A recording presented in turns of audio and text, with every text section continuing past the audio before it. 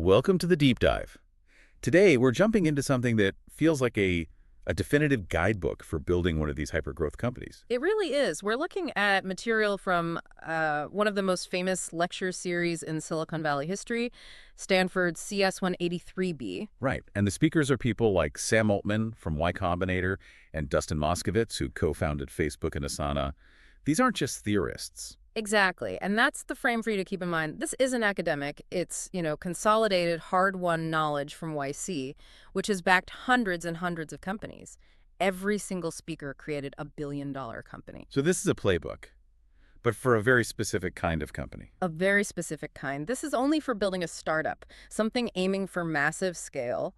This advice, it just doesn't apply to a small business or a non-startup. And that's a critical distinction. So for our deep dive today, our goal is to really unpack what founders can actually control, these 4 pillars of success, and then get to the most important question, the real why behind it all. Let's do it. The foundational framework is where it all starts. So, okay, the 4 pillars. Success, according to these sources, means you have to be excellent in 4 areas. What are they? It's a great idea, a great product, a great team, and great execution. Simple enough. But they don't stop there. They give you the full kind of brutal startup equation. Success equals idea times product times execution times team, all multiplied by luck. Oh, there it is, the luck multiplier. Yeah. That sounds like a bit of a wild card. It's a huge wild card. And get this, in the source material, they define luck as a random number between 0 and 10,000. 10,000, wow. So you could have a perfect score on everything else, but if luck is 0. You're done. Your outcome is 0. It's a massive factor, and it forces you to be honest that you don't control 100% of the outcome. Which is humbling. But it also means you have to just obsess over the 4 things you can control. Let's touch on team and execution for a second, since we're going to focus more on idea and product. Sure. The discussion on team is really interesting. They say it's a massive level playing field. Age, experience, Yeah. it's all secondary. They even say being poor or unknown can be an asset, right? How does that work? Because you approach problems without all these preconceived notions of what's possible. You don't have a big corporate network telling you, oh, we don't do it that way. It's just pure focus and drive. And what about execution? Execution is just maniacal focus. It's doing the small things right day after day. They argue that successful execution is actually 10 times harder than just coming up with the idea. Which is a perfect pivot to the first big pillar, the idea. It's popular now to say the idea doesn't matter, only execution does. And they push back on that hard. The core truth is, great execution on a terrible idea, well, it gets you nowhere fast. A road to nowhere. Exactly. Most great companies actually started with a great idea, not some random pivot. An idea is broad. It's the market, the growth strategy, and really importantly, your defensibility. How are you going to protect this for the long run? Yeah, you're going to work on this for 10 years. Mm-hmm. You need to know why someone can't just come along and copy it in 2. And this is where they point out the biggest mistake even investors make. Please. Focusing on the market size today. What really matters is the growth rate of the market. You want to catch a wave that's just starting to build. So a small market that's about to explode is way better than a huge stagnant one. Infinitely better. This is the whole point of that famous why now test from Sequoia Capital. Why is this the perfect moment for this idea? Precisely. Why couldn't this have been done 2 years ago, and why will 2 years from now be too late? If you don't have a powerful answer to that, the timing is probably off. Okay, and this is where it gets really counterintuitive. They say the best ideas, they often look terrible at first. They should look bad. If an idea sounds obviously great, everyone is already working on it, you'll have a ton of competition from day one. The goal is to find an idea that seems unpopular, but is actually right. But that line between unpopular but right and just, unpopular and insane must be razor thin. It is. That's where founder conviction comes in. And you have to back it up with a deep, almost painful understanding of your user. What are the classic examples here? I mean, think about it. Google was the 13th search engine. Facebook was just for college kids who had no money. Airbnb was literally about sleeping on strangers' air mattresses. All of them sounded kind of absurd. They did. But the founders knew the need was real. It comes back to what Peter Thiel said. Find a tiny market, get a monopoly, and then expand. Sound a little crazy, but be right. And how do you get that conviction? Build it for yourself if you can. If not, get incredibly close to your customers. Work in their office, talk to them multiple times a day. You have to feel their pain so you can keep going when everyone else says you're crazy. That intensity leads perfectly into the second pillar, the product. And they define products so broadly. It's everything. The code, the design, customer support, the words on your website.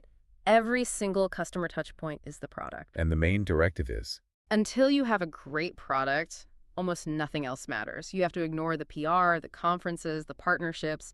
Your time is for building the product and talking to users. That's it. all to achieve one goal, making something that users absolutely love. And that distinction between love and like it's everything. Let's talk about the V1 dilemma. Right. What's that? So when you launch, you can either build something a small number of users truly love or something a large number of users just kind of like. And you should always choose the small group that loves it. Why is that so much better? Because love is what creates word of mouth. It's so much easier to expand from a small group of fanatics to a larger group than it is to turn lukewarm liking into real passion. If people are just ambivalent, they're not going to tell their friends about you. So you have to start simple, like Google's empty homepage. Yes. Force excellence in one area. That focus has to be obsessive. The sources talk about founders treating customer support like an emergency. They were using PagerDuty. And for anyone who doesn't know, a PagerDuty alert is what an engineer gets at 3 a.m. when a server is on fire. Exactly. They were treating a user's email like a server fire. That's the level of fanaticism required to build love. You refuse to ship crap, and you personally fix any bad experience immediately. That's how a user becomes an advocate. So with that focus on love over scale, how do you even get your first users? You do it manually, one by one. Don't use ads. They tell this amazing story about Ben Silverman from Pinterest. What did he do? He would literally go into coffee shops, walk up to strangers and say, "Hey, I see you're interested in cool stuff. I built this thing for you. Can I show you?" He'd even go into Apple stores and set all the browsers to the Pinterest homepage. That is unscalable personal effort. But it creates the tightest possible feedback loop. You take their feedback, you change the product, you get it back in front of them. The goal is to get 10% better every single week. That compounds incredibly fast. And then you have to check yourself with metrics, because love can feel subjective. Right, you have to stay honest. And they say ignore vanity metrics like total registrations. It's meaningless. So what are the honest metrics? Active users, cohort retention, revenue, and the Net Promoter Score, or NPS. Could you just quickly explain why cohort retention and NPS are the ultimate tests? Sure. Cohort retention tracks users who signed up in the same week. It shows if they're sticking around. If everyone leaves after a month, your product isn't solving a real problem.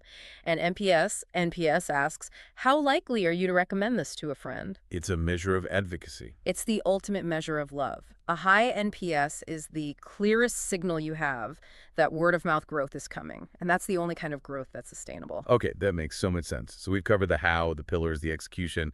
Now let's move to the really big question, the why. Why should anyone even do this? The sources list 4 common but very misleading reasons. The false idols, yeah. Glamour, being the boss, flexibility, and the idea of guaranteed impact or money. They spend a lot of time on these because chasing them is a recipe for failure. Let's start with glamour. The magazine covers, the talks, the big exits. The reality they describe is just grinding, hard work, relentless stress. Founder depression is a huge issue. You're responsible for your employees' opportunity costs. They chose you over a stable job, and you are always on call. Forget a real vacation for a decade. And what about being your own boss? Having that control and flexibility. It's an absolute illusion. Being the boss just means you're a full-time conflict manager. You're constantly trying to figure out who to disappoint the least. Your team, your investors, your customer. Flexibility. Doesn't exist. You're the role model. If you slow down, everyone slows down. It is a 10-year all-in commitment. The final myth is maybe the most tempting. The guaranteed huge financial payout and impact. And this is such an important clarification they make. Look, a founder might own 10% of a $100 million company, which is amazing, but it comes with unbelievable risk. Compare that to an early employee at a company that's already taking off. They gave some great examples. They did. Someone like Brett Taylor, who was employee number 1,500 at Google and invented Google Maps, world-changing impact, but without the founder-level risk. Or Justin Rosenstein at Facebook, who helped create the like button. And the financial returns can still be huge for those people. Absolutely. The sources talk about returns between $20 and $200 million for some of these people. You can have massive impact and wealth without the crushing weight of being the founder. So if all those are the wrong reasons, what is the one single valid reason to go through all this pain? It just boils down to one word: compulsion. You feel compelled by a problem. You believe in your bones that starting a company is the only way to solve it. The passion for the mission comes first. The desire to be a founder has to come second. And that mission-driven mindset just supercharges everything else, doesn't it? It aids everything. It's what gets you through the decade of pain. It's your best recruiting tool. The best people want to work on hard, important things. And it attracts help from everywhere. People want to be part of an important project. Which leads to that other counterintuitive truth. It is easier to start a hard startup than an easy one. Because a hard, important problem provides the motivation. A derivative, easy idea just doesn't inspire the kind of dedication you need to survive. The mission has to be something the world needs, and that you feel uniquely suited to solve. The best example of this has to be the Asana origin story, right? Yeah. From Dustin Moskovitz himself. It's the perfect example. He and his co-founder were already at Facebook, a company changing the world. But they had built this internal tool to manage tasks, and they just couldn't stop thinking about it. They were working on it at night. Even with their amazing day jobs. They left those prestigious roles because they were so convinced this problem of work coordination was vital, that they were the ones to build the best solution, and that the idea was, in their words, beating itself out of their chest. That's the signal? That's the compulsion you're looking for? Wow. That really distills the whole thing.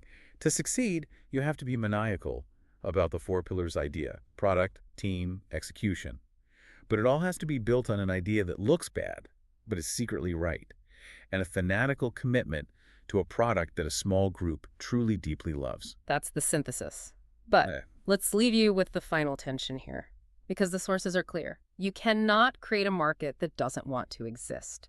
Founders fail most often when they don't think about the market first. Right. Passion isn't enough. So here's the challenge for you to think about.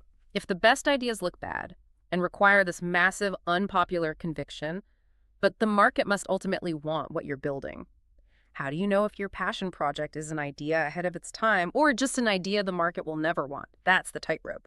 Holding that absolute conviction in one hand while relentlessly applying cold, hard market data and that why now test with the other. So go find the problem that's beating itself out of your chest and then check the market for a pulse.